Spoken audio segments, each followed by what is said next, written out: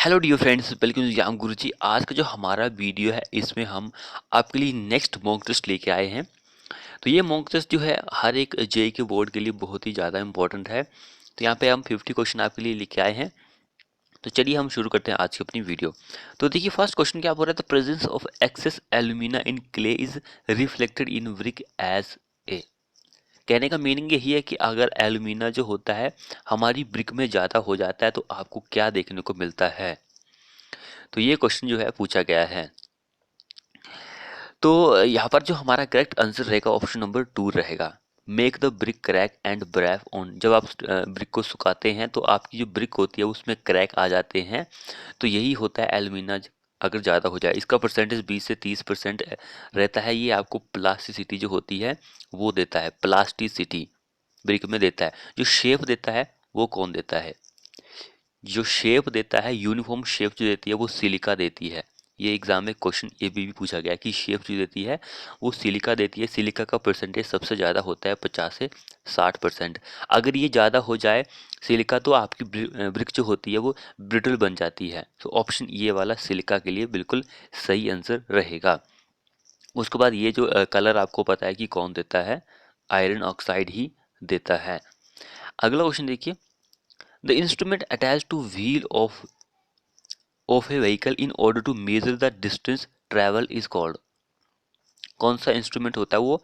Odometer होता है। जो ओडोमीटर जो होता है, जो व्हीकल होता है उसकी डिस्टेंस को मेजर करता है।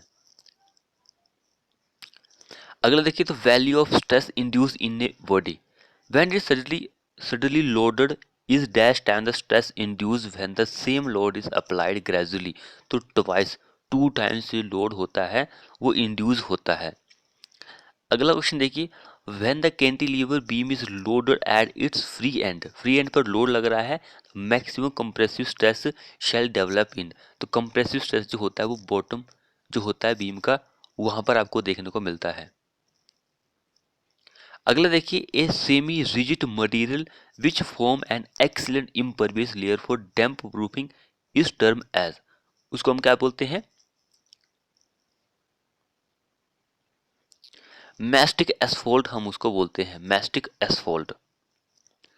नेक्स्ट वन क्वेश्चन देखिए, जिसने चैनल को सब्सक्राइब नहीं किया कर लीजिए। ये जो सीरीज है ये आपको सिर्फ एक रिवीजन के लिए हम प्रोवाइड कर रहे हैं कि भैया आप रिवीजन भी कर सकते हैं। इस तरह से आपकी रिवीजन हो सकती है। आपने इतना सारा पढ़ा होगा तो आपको थोड़ी बहुत रिवीजन तो करनी पड़ती ही है। तो देखिए क्वेश्चन क्या बोल रहा था, cement used to build concrete structure in the vicinity of sea water. Sea water में के लिए आप कौन सा सीमेंट चाहिए? हाई एल्यूमिना सीमेंट जो होता है वो आप चूज करेंगे। उसके बाद नेक्स्ट क्वेश्चन देखिए, a centrifugal pump will start delivering liquid only when the pressure rise in the impeller is equal to. किसके बराबर होता है? मोनोमेट्रिक हेड जो होता है उसके बराबर होता है, तब वो डिलीवर होता है। अगला क्वेश्चन देखिए, great diameter gives the graphically method of designing A channel based on. किस पर बेस्ड होता है? कैटेनरी थ्योरी जो होती है उस पर बेस्ड होता है। अगला क्वेश्चन देखिए, the precipitation caused by natural rising of warmer lighter air in colder and denser surrounding is called. उसको हम क्या बोलते हैं? कन्वेक्टिव प्रिसिपिटेशन हम बोलते हैं। कन्वेक्टिव प्रिसिपिटेशन हम बोलेंगे। अगला क्वेश्चन देखिए, एज पर हमारे इंडियन स्टैंडर्ड तो water consumption per capita per day domestic purpose के लिए कितना होता है? 135 लीटर पर पर्सन पर कैपिटा होता है पर डे के हिसाब से। अगला क्वेश्चन देखिए, what will happen when the alum is mixed with water as coagulant.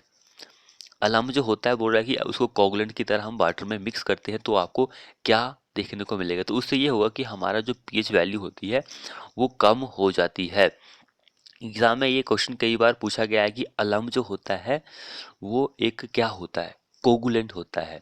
तो इसको अगर हम पानी में डालेंगे तो इससे ये होता है कि हमारा पीएच वैल्यू जो होती है पानी की वो कम हो जाती है, क्योंकि ये अल्कलीज जो होती है उसकी तरह रिएक्ट करता है पानी में। अल्किलिटी जो होती है उसकी तरह। अगला क्वेश्चन देखिए, the headquarter of Indian road Congress is located is. IRC जो है उसका जो हेडक्वार्टर है वो कहाँ पर है? न्यू दिल्ली में। ये जो कब सेटअप हुई थी? 1934 में। ये दिसंबर 1934 में ये सेटअप हुई थी। तो इसका हेडक्वार्टर न्यू दिल्ली में है। वैसे और भी बहुत सारे ऐसे हैं जिनका जो हेडक्वार्टर है वो न्यू दिल्ली में है, जैसे कि BIS। BIS का क्या होता है? Bureau of Indian standard. ऐसे ही हमारे पास CPW central public work department जो है उसका भी न्यू दिल्ली है। एंड CRRI जो है सेंट्रल रोड रिसर्च इंस्टीट्यूशन जो है उसका भी हेडक्वार्टर न्यू दिल्ली में ही है। तो ये 3-4 पॉइंट मैंने आपको बताए हैं, ये सारे के न्यू दिल्ली ही हेडक्वार्टर है। इसको आप अच्छी तरह से याद कर लीजिए। अगला क्वेश्चन देखिए, which of the following method is recommended by IRC for design of flexible pavement. Flexible pavement के लिए कौन सा मेथड यूज किया जाता है? CBR टेस्ट जो होता है वही किया जाता है।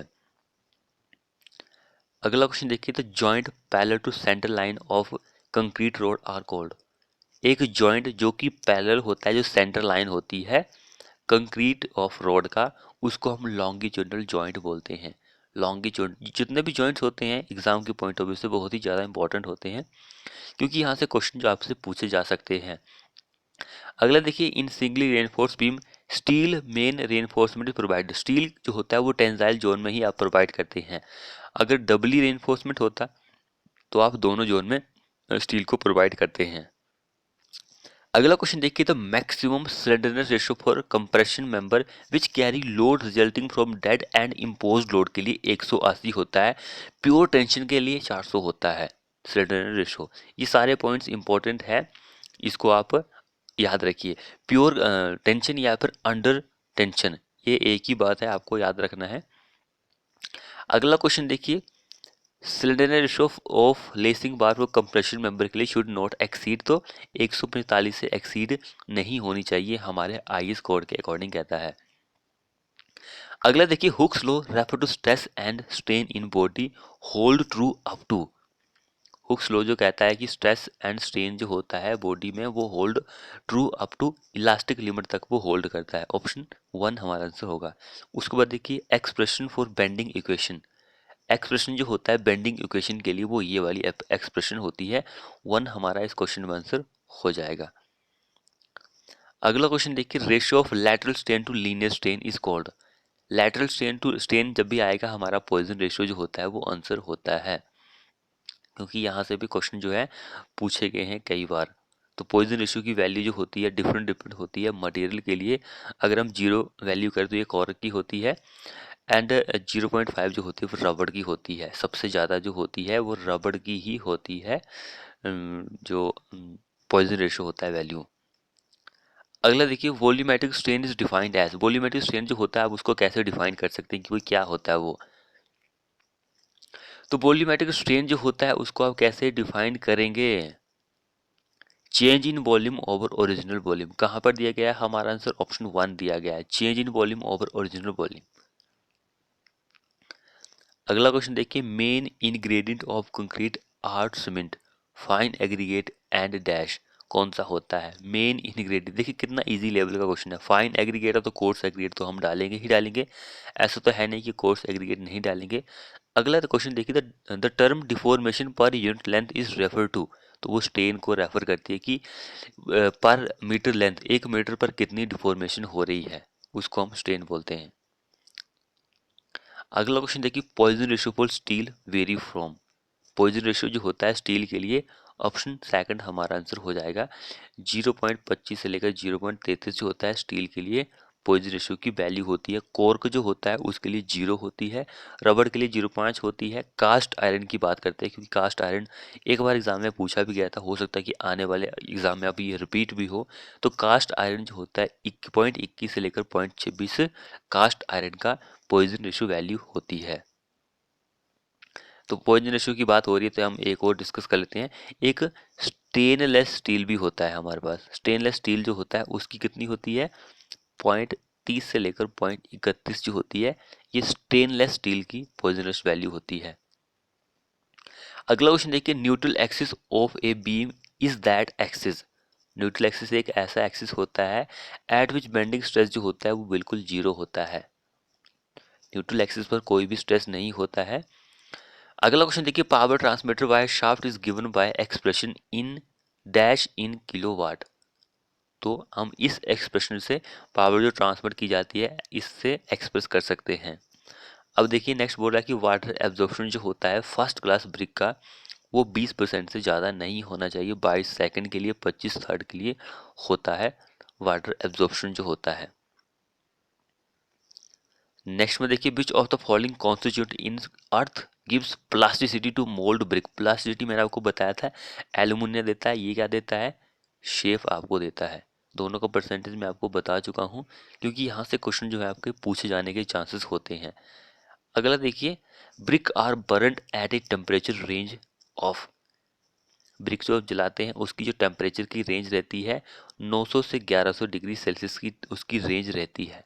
चैनल को सब्सक्राइब नहीं किया तो कर लीजिए, साथ में बेल आइकन को दबा लीजिए। अगला क्वेश्चन देखिए which of the following is hardest mineral. इन चारों में से कौन सा हार्ड मिनरल है, तो आपको ये बताना है। तो यहाँ पर मैं पीछे एक क्वेश्चन लेके भी आया था। तो क्वार्टज जो होता है ये हार्डेस्ट मिनरल होता है क्योंकि इसका हार्डनेस नंबर 7 होता है। इन चारों में से पूछा गया, ऐसा नहीं पूछा गया कि सबसे हार्ड कौन सा है, तो इन चारों में से हमारे पास यही है ऑप्शन 1। उसके बाद देखिए ordinary Portland cement should have specific area not less than mm² पर ग्राम में आपको बताना है। तो क्या आंसर रहेगा इस क्वेश्चन का, तो 2250 ही इसका जो होता है स्पेसिफिक सरफेस एरिया होता है ऑर्डिनरी पोर्टलैंड। रैपिड हार्डनिंग की बात करें तो उसके लिए 3250 होता है, सेंटीमीटर स्क्वायर पर ग्राम होता है। ये चीज़ इंपॉर्टेंट है भाई। अब देखिए साउंडनेस जो होता है सीमेंट का इज टेस्टेड यूजिंग, तो आप इस ऑपरेटर से साउंडनेस टेस्ट जो होता है सीमेंट का कर सकते हैं। साउंडनेस जो होता है उसका ये मीनिंग होता है कि ability to resist volume expansion. जो सीमेंट की वॉल्यूम एक्सपेंशन होती है उसको रजिस्ट करने की जो एबिलिटी होती है उसको हम साउंडनेस बोलते हैं। तो वो साउंडनेस टेस्ट के द्वारा ही की जाती है। अगला देखिए वकलिंग ऑफ सैंड ओकर in the moisture content of, तो 5% पर आपको बकलिंग जो होती है देखने को मिलती है सैंड में। तो ये क्वेश्चन बहुत ही बार रिपीट हुआ है। अगला क्वेश्चन देखिए crudest form of iron is. Crude form जो होती है आयरन की वो क्या कौन सी होती है, पिग आयरन। अब ये कौन सी होती है, ये प्योर होती है, बहुत ही शुद्ध, ये अशुद्ध होती है। तो ये इंपॉर्टेंट है। पिग आयरन में सबसे ज़्यादा कार्बन कंटेंट होता है लेकिन रोट आयरन में सबसे कम होता है 0.15। अब इसमें कितना होता है 4.5 तक हो सकता है। तो ये इंपॉर्टेंट है, कार्बन कंटेंट से भी क्वेश्चन पूछा जा सकता है। टेम्परेचर की बात करें तो इसका टेम्परेचर जो होता है 1200 डिग्री सेल्सियस होता है। अगला क्वेश्चन देखिए mild steel the iron content is about. Mild steel में आयरन कंटेंट जो होता है 99% कार्बन कंटेंट इसमें होता है। अब देखिए माइल्ड स्टील से भी क्वेश्चन पूछा गया है तो ये इंपॉर्टेंट है। अब अगला क्वेश्चन देखिए from which of the following ore zinc is extracted. Zinc जो होता है किससे एक्सट्रैक्ट किया जाता है, तो ब्लैक जैक जो होता है यहाँ से इसको निकाला जाता है। अगला क्वेश्चन देखिए which of the following is densest and lightest metal. Dense and जो लाइट मेटल होती है वो कौन सी होती है, एल्यूमिना होती है। तो ये इंपॉर्टेंट है। तो एल्यूमिना जो होती है इसके पास बहुत ही ज़्यादा टफनेस होती है एंड टेंसाइल स्ट्रेंथ भी होती है। इसकी स्पेसिफिक ग्रेविटी की बात करें 2.7 इसकी स्पेसिफिक ग्रेविटी होती है। ये भी इंपॉर्टेंट है, टफनेस एंड टेंसाइल स्ट्रेंथ तो होती है इसमें। तो ये एक अच्छा कंडक्टर भी होता है हीट एंड इलेक्ट्रिसिटी जो होती है, इसको भी याद रखिए। एल्यूमिना जो होता है अच्छा कंडक्टर होता है हीट एंड इलेक्ट्रिसिटी का। ये सारे पॉइंट इंपॉर्टेंट है इसलिए मैं आपको बता रहा हूँ। ये मेलेबल भी होती है, डक्टाइल भी होती है, क्योंकि यहाँ से एल्यूमिना से अभी पीछे हाल ही में क्वेश्चन पूछा गया था। तो इतने सारे पॉइंट मैंने आपको इसलिए बताए हैं ताकि हो सकता है कि आने वाले टाइम में आपसे ये क्वेश्चन जो है पूछा जाए, तो इस पॉइंट को आप याद रखिए। अगला क्वेश्चन देखिए quantity of dryer in paint. तो क्वांटिटी जो होती है ड्रायर होता है, आपको पता है कि ड्रायर भी आप डालते हैं तो 8% उसकी क्वांटिटी जो होती है पेंट में आप डालते हैं। उसके बाद नेक्स्ट देखिए fire proof paint main constituent. Fire proof paint जो होता है उसमें मेन कॉन्स्टिट्यूंट जो होता है वो एस्बेस्टस फाइबर होता है। तो जिसने चैनल को सब्सक्राइब नहीं किया कर लीजिए, वीडियो को यार शेयर करो अपने दोस्तों के साथ और कमेंट कीजिए कि आपको हमारी वीडियो कैसी लगी। अगला क्वेश्चन देखिए polymer concrete is use specially when desirable concrete is to be. तो वो लाइट वेट का होगा, लाइट वेट। अगला क्वेश्चन देखिए टू मेक 1 क्यूबिक मीटर, हमारे पास रेशियो दिया गया कंक्रीट हमें बनाना है बाय वॉल्यूम। तो कोर्स एग्रीगेट वॉल्यूम जो होगी वो आपको कितनी चाहिए, 085। मैं आपको एस्टिमेशन क्वेश्चन में बता चुका हूँ कि आप एस्टिमेशन कैसे निकालेंगे, सैंड का एग्रीगेट कितना लगेगा, सीमेंट कितना लगेगा।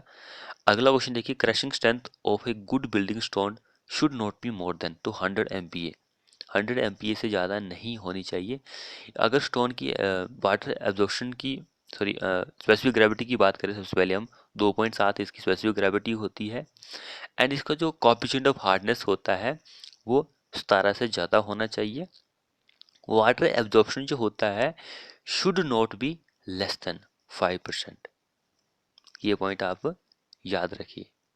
शुड नॉट में शुड बी लेस देन 5% से कम होना चाहिए, क्योंकि 10% पर तो हम इसको रिजेक्ट कर देते हैं स्टोन को, तो ये इम्पोर्टेंट है। अगर हम इसके टफनेस इंडेक्स की बात करें तो वो should not be less than 30 toughness number जो होता है। तो ये सारे पॉइंट इंपॉर्टेंट है। स्पेसिफिक ग्रेविटी ये वगैरह, ये सारे जितने भी मैंने आपको बताए हैं, यहाँ से क्वेश्चन पूछे जाने के चांसेस हो सकते हैं। अगला क्वेश्चन देखिए, तो force whose line of action lie in same plane and are meeting at one point, उसको हम कौन सी लाइन बोलते हैं, कौन सी फोर्सेस बोलते हैं? कोप्लेनर कॉन्करेंट फोर्सेस हम उसको बोलते हैं। अगला क्वेश्चन देखिए, which is the factor on which strength of concrete depends. Strength जो होती है कंक्रीट की वो डिपेंड करती है हमारा वाटर सीमेंट रेशियो जो होता है उस पर। नेक्स्ट क्वेश्चन देखिए, what classification head of water present in soil is normally found. Normally found जो होता है कैपिलरी वाटर जो होता है, इसमें आपको देखने को मिलता है। अगला देखिए, collapsible soil is associated with, तो लोएस्ट जो होता है वहां से कोलैप्सिबल सॉइल जो होता है रिलेट करता है। अगला क्वेश्चन देखिए, which among the following component impart strength to the Portland cement after 2 to 3 year. ये क्वेश्चन बहुत ही ज़्यादा इम्पोर्टेंट है। जो आपको 28 दिनों के बाद जिसकी स्ट्रेंथ में इंक्रीज होने को देखने को मिलती है वो डाई कैल्शियम सिलिकेट होता है। इसकी प्रोसेस जो होती है 28 दिनों के बाद ही हार्ड होना शुरू करती है, उसके पहले तो वो कुछ नहीं करता है।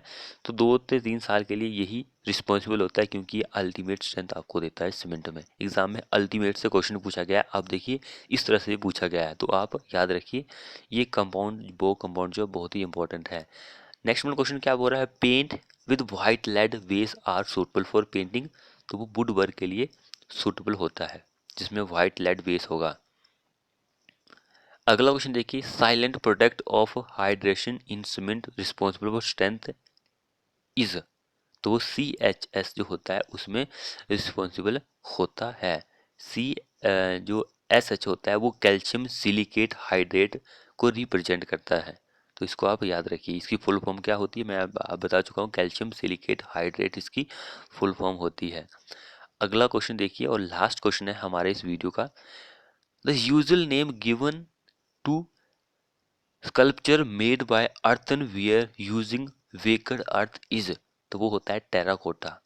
तो फ्रेंड्स ये थे हमारे मोस्ट 50 क्वेश्चन। आपको हमारी वीडियो कैसी लगी, वीडियो को अपने दोस्तों के साथ शेयर कीजिए और चैनल को सब्सक्राइब नहीं किया तो कर लीजिए, साथ में बेल आइकन को दबा लीजिए। मिलते हैं ऐसी ही नेक्स्ट वीडियो में।